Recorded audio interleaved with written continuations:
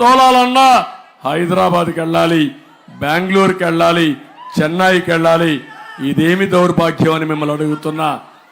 అందుకని మళ్ళీ నేను చెప్తున్నా మీ అందరికీ, ఇలాంటి వాడికి ఎలాంటి శిక్ష చేయాలనో 11వ తారీఖున మీరు నిర్ణయం చేయాలి. ఈ ముఖ్యమంత్రి ఎంత మోసకారంటే నా ఎస్సీలు అంటాడు. ఒక విచిత్రమైన వ్యక్తిత్వం ఇది. పాముంది, తాను పెట్టిన గుడ్లదే మింగేస్తున్నావునా కాదా? తన పిల్లలు అదే మింగేస్తున్నావునా కాదా? ఈయన కూడా ఎవరైతే ఓటేశారో వాళ్ళ మీద కాటేస్తాడు. అదే బాధుడే బాధుడు. అవునా కాదా ఆలోచించండి. ఎవరైతే ఈ ముఖ్యమంత్రిని గౌరవించి ఓటేశారో వాళ్ళందరినీ ఎక్కువ వాళ్ళ మాట మాట్లాడుతూ నా ఎస్సీలంటూ వాళ్ళ మీద నెత్తి మీద చేయబెడతాడు భస్మాసుడు మారిగా. అది అవగాహన. ఈ గవర్నమెంట్లో ఎక్కువ బలైపోయింది షెడ్యూల్ కులాలేనని చెప్పి కూడా నేను మీకు తెలియజేస్తున్నా. మీరు ఒకసారి చూడండి, ఎంతమందిని అవమానించాడు, ఎన్ని విధాల ఇబ్బంది పెట్టాడు. నా ఎస్సీలని 25,000 రూపాయలు సప్లాన్ లేకుండా చేసిన దుర్మార్గుడితనం. పక్కన చీరాల మాస్క్ పెట్టుకోలేదని విక్రమ్ అనే దళితుడిని కొట్టి చంపేసిన దుర్మార్గుడి ముఖ్యమంత్రి. ఇంకో పక్క మీరు ఒకసారి చూస్తే ఈ ముఖ్యమంత్రి దళితుల్ని ఎంత మోసం చేశాడంటే మాస్క్ అడిగిన పాపానికి సుధాకర్ రావుని పిచ్చివాణ్ణి చేసి చంపేసిన ముఖ్యమంత్రి.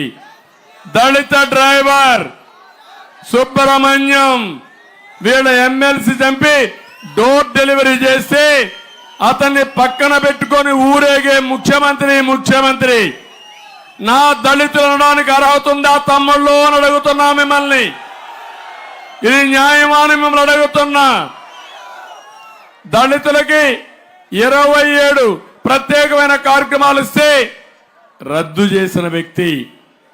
నేను ఆ రోజు ఇన్నోవా కార్లు ఇచ్చి డ్రైవర్గా కాదు ఓనర్గా చేయాలని నేను ముందుకు పోతే అవన్నీ కూడా రద్దు చేసిన వ్యక్తి. అంబేద్కర్ గారి పేరుతో విదేశ విద్య ఇచ్చాను. దళిత పిల్లలకు 15 లక్షల రూపాయలు ఇచ్చాను. ప్రపంచంలో ఎక్కడైనా చదువుకోమన్నాను. అంబేద్కర్ గారి పేరు తీసి జగన్మోహన్ రెడ్డి పేరు పెట్టుకొని అంబేద్కర్ని అవమానించిన వ్యక్తి, కడాన దళితులకు 1 రూపాయి కూడా ఇవ్వని వ్యక్తి ఈ జగన్మోహన్ రెడ్డి అని చెప్పి కూడా నేను మీకు తెలియజేస్తున్నా. నేను ఒకటే మిమ్మల్ని అందరినీ కోరుతున్నా, ఈరోజు బెస్ట్ అవైలబుల్ స్కూల్స్ ఉంటే అన్ని పోయినాయా లేదా? దళితులకి దళిత ద్రోహి ముఖ్యమంత్రి జగన్మోహన్ రెడ్డి ఏ దళితుడైనా ఓటేస్తాడా అని మిమ్మల్ని అడుగుతున్నా. ఇదే కాకుండా ఈరోజు మనందరం ఒకటి ఆలోచించాలి. ఇక్కడుండే ప్రజలను ఒక విషయం అడుగుతున్నా, ప్రజలారా ఆలోచించండి. మీకు విధ్వంస పాలన కావాలన్నా అభివృద్ధి పాలన కావాలన్నా సంక్షేమ పాలన కావాలన్నా సంక్షోభ పాలన కావాలన్నా మీ బిడ్డలకు ఉద్యోగాలు కావాలన్నా గంజాయి, అదే మరిగా ఇంకో పక్క డ్రగ్స్ కావాలన్నా మీరే ఆలోచించుకోవాలి. ఈరోజు యువతని మోసం చేసి ఎక్కడికక్కడ గంజాయి తీసుకొచ్చి డ్రగ్స్ పెట్టి మీ పిల్లల జీవితాలతో ఆడుకునే ఈ ముఖ్యమంత్రిని క్షమిస్తారా అని మిమ్మల్ని అడుగుతున్నా.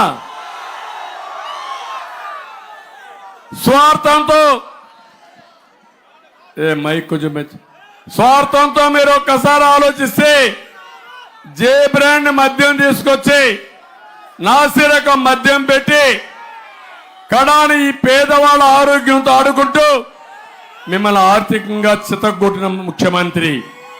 నేను ముఖ్యమంత్రిగా ఉన్నప్పుడు ఇక్కడ చాలా మంది మందుబాబులు ఉంటారు. ఏం తమ్ముళ్ళు నేను ముఖ్యమంత్రిగా ఉన్నప్పుడు ఆ క్వార్టర్ బాటిల్ 60 రూపాయలు అవునా కాదా అని అడుగుతున్నా. ఇప్పుడు 200 రూపాయలు అవునా కాదా అని అడుగుతున్నా. 140 రూపాయలు పెరిగింది. దాంట్లో ఏమైనా నాణ్యత ఉందా? కిక్కెక్కతా ఉందా?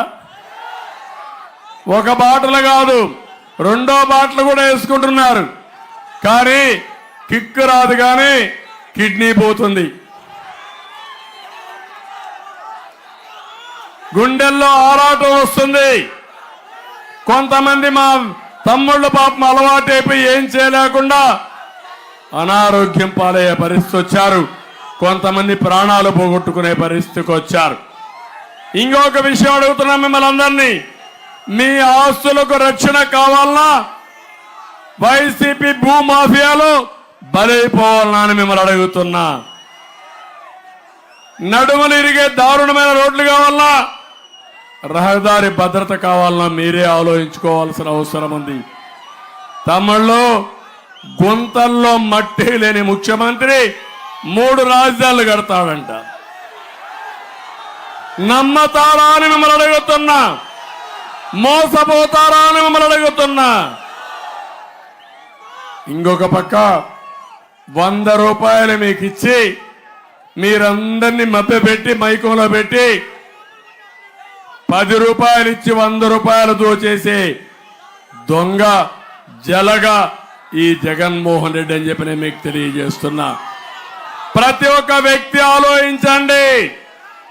మీకెంత వస్తా ఉంది, మీకెంత నష్టం వచ్చింది. ఈరోజు ఇక్కడ ఉండే వాళ్ళందరినీ అడుగుతున్నా. 5 ఏళ్లు వైఎస్ఆర్ కాంగ్రెస్ పార్టీ పాలన ఉంది. ఏం తమ్ముళ్ళు మీ ఖర్చులు తగ్గాయా? మీ ఆదాయం పెరిగాయా? మీ జీవితాల్లో వెలుగు వచ్చిందా అని మిమ్మల్ని అడుగుతున్నా. మెరుగైన జీవన ప్రమాణాలు ఉన్నాయని మిమ్మల్ని అడుగుతున్నా. ఏమమ్మా ఆడబిడ్డలు మీరు చెప్పండి, నిత్యావసర వస్తువుల ధరలు పెరిగాయా లేదా? అన్ని పెరిగాయా లేదా? ఒకప్పుడు ఇవన్నీ ఉన్నాయని అడుగుతున్నా. ఆస్తి పన్ను పెంచారు, పెట్రోల్ డీజిల్ పెంచారు, కరెంటు ఛార్జీలు పెంచారు, కడాన గ్యాస్ పెంచారు, ఉప్పు పప్పు అన్ని కూడా పెంచేసి మిమ్మల్ని పూర్తిగా అన్యాయం చేసే పరిస్థితికి వచ్చారు. ఒకసారి పరిపాలన అంటే మీరు ఒకసారి పోల్చి చూసుకోవాలి. ఇదే తెలుగుదేశం హయాంలో ఏ విధంగా ఉంది, ఈరోజు ఏ విధంగా ఉందో ఒకసారి ఆలోచించి నిర్ణయం చేయాలి. నేను ఒకటే చెప్తున్నాను, ఎన్నికలు 30 రోజులు ఉన్నాయి. మీ ఇంట్లో రచ్చబండ దగ్గర, అపార్ట్మెంట్లో, కాలనీల్లో, కిరాణా షాప్ దగ్గర, పాన్ షాప్ దగ్గర, హోటల్లో, బస్సులో చర్చించండి. జగన్మోహన్ రెడ్డి చెప్తున్నాడు నేనేదో వరగబెట్టానని. తమ్ముడు ఎన్నికెళ్ళండి, మీరు ఎన్నికెళ్ళండి. లేడీస్ని మీరు అమలు చేయడం కరెక్ట్ కాదు. మీ ఆతరంతో వాళ్ళందరినీ ఒక్కొక్కరు తరివేస్తున్నారు. ఎన్నికెళ్ళండి, ప్లీజ్ గో. లేడీస్ని ఉండేయండి, మీరు ఉండండి అమ్మా. వాళ్ళందరూ ఎన్నికెళ్ళండి. తోయొద్దండి, ప్రెషర్ రాకూడదు, వెనక్కి వెళ్ళాల. మీరు కూడా అమ్మా వెళ్ళిపోతే వీళ్ళు ఇదే మరి తరంతారు. దగ్గరుండి మీరు కూడా వాళ్ళ రివర్స్ లో పుష్ చేయాలి, వెనక్కి పుష్ చేయాలి. అప్పుడే వీళ్ళందరూ మన మాట వింటారు మగవాళ్ళు. లేకపోతే ఆడవాళ్ళని ఎప్పుడు తరివేది. చూడు వాడు వచ్చేస్తూనే ఉన్నాడు. వాడు నీకే చెప్పేది, మీకే చెప్పేది, వెనకెళ్ళు.